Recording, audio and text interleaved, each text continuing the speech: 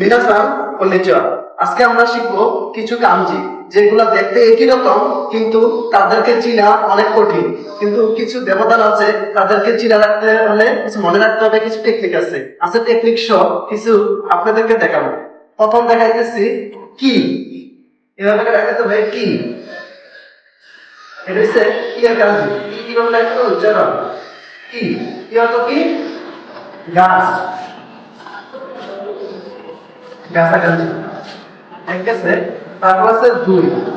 দুই নম্বরে আমরা হচ্ছে বই, বুক, বুনের কাঞ্জি।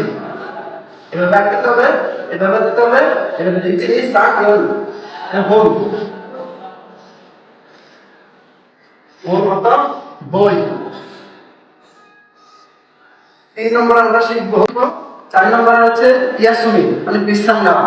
গাছের কাঞ্জি, গাছের আগে একটু সিঙ্গেল আছে, এটা কি দেখতে হবে, এই যে ইয়াসুমি গাছ, এই যে স্থান, এগুলো একটু ঝুঁক দিতে হবে। এই যে ইয়া, ইয়াসু, পরে মিল আগে ইয়াসু মিল, তাহলে কি বিশ্রাম নেওয়া, এটা নেওয়া।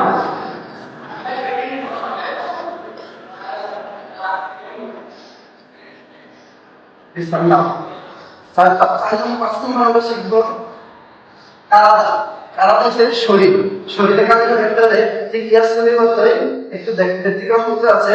এভাবে আছে ভুল, ভুলের কাজে এভাবে রাখতে হবে। তাহলে কি আলাদা,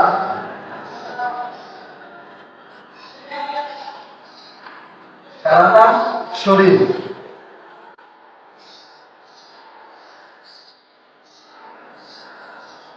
শরীর। এখন আপনাদের কাছে প্রশ্ন, এখন ছয়, এগুলো বলছে যদি ছয়টা বললে কি আপনারা সেটা বলে দেবেন এটা কি হয়।